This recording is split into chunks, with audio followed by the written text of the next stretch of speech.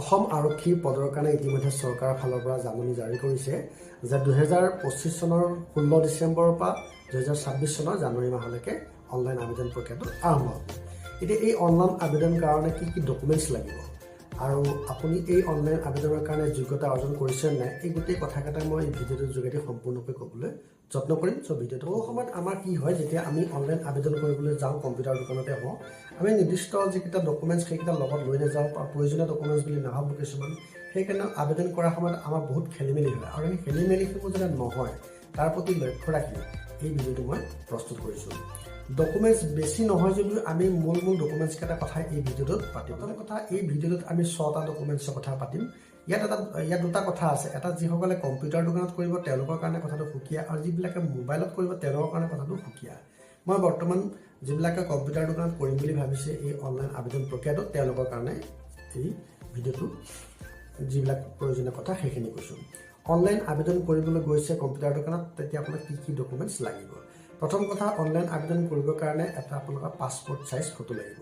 Passport size ফটোটোৰ এটা নিৰ্দিষ্ট বিষয়ে অনলাইন আবেদন কৰা কম্পিউটাৰ দোকানত তেওঁলোকে জনাব। আৰু যদি মোবাইলত কৰে তাৰ কাৰণে এটা নিৰ্দিষ্ট চাইজ আছে, সেই চাইজটোৰ বিষয়ে আমি পৰৱৰ্তী ভিডিঅ'ত কেনেকৈ কৰিব লাগে কৈ দিম। আৰু ডিজিটেল ফটো যিটো ব্লেক কালাৰ চাইন কৰিব লাগে এখন হোৱাইট পেপাৰত, এইটো কম্পিউটাৰ দোকানত গৈ দিলে তেওঁলোকে গোটেই প্ৰচেছটো কৈ দিব। তাৰপিছত আহিলে এডমিট কাৰ্ড। এডমিট কাৰ্ড আমাৰ যিখন মেট্ৰিকৰ এডমিট কাৰ্ড সেইখন লাগিব আমাৰ এজ প্ৰুফৰ কাৰণে।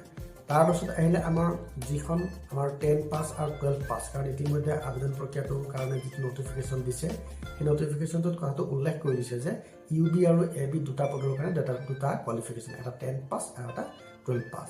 যিসকলে 10 পাছ কৰিছে তেওঁলোকৰ কাৰণে 10 পাছৰ এডমিটখনৰ লগতে 10 পাছ কৰা যিটো পাছ চাৰ্টিফিকেট, সেই পাছ চাৰ্টিফিকেটখন প্ৰয়োজন হ'ব। অকল পাছ চাৰ্টিফিকেটখনেই নহ'ব, পাছ কৰা যিখন মাৰ্কশ্বিট সেইখনো প্ৰয়োজনীয় হ'ব। আৰু এটা আটাইতকৈ গুৰুত্বপূৰ্ণ ডকুমেণ্টছ হৈছে যে এমপ্লয়মেণ্ট এক্সচেঞ্জ কাৰ্ড। এই এমপ্লয়মেণ্ট এক্সচেঞ্জ কাৰ্ড বুলি কয় যদিও আজিকালি এই এমপ্লয়মেণ্ট এক্সচেঞ্জ কাৰ্ডখন ডিজিটেল হৈছে।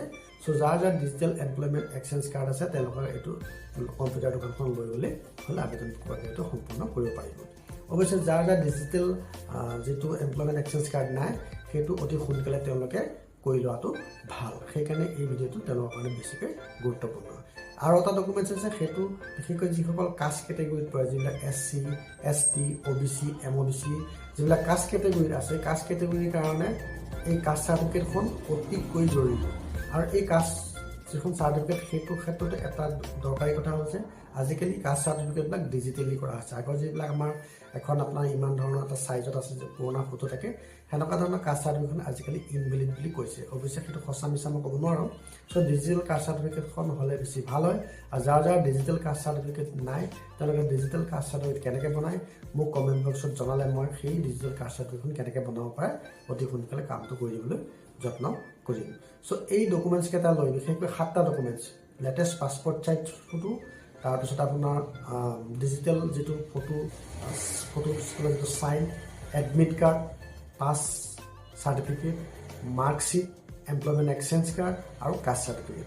চ' এই ডকুমেণ্টছকেইটা আপোনালোকে কম্পিউটাৰ দোকানত সাজু কৰি লৈ যাব আৰু তেতিয়া নিশ্চিন্ত মানে আবেদন প্ৰক্ৰিয়াটো সম্পূৰ্ণকৈ কৰিবলৈ সক্ষম হ'ব। তো আজিলৈ ভিডিঅ' ইমানে, ধন্যবাদ।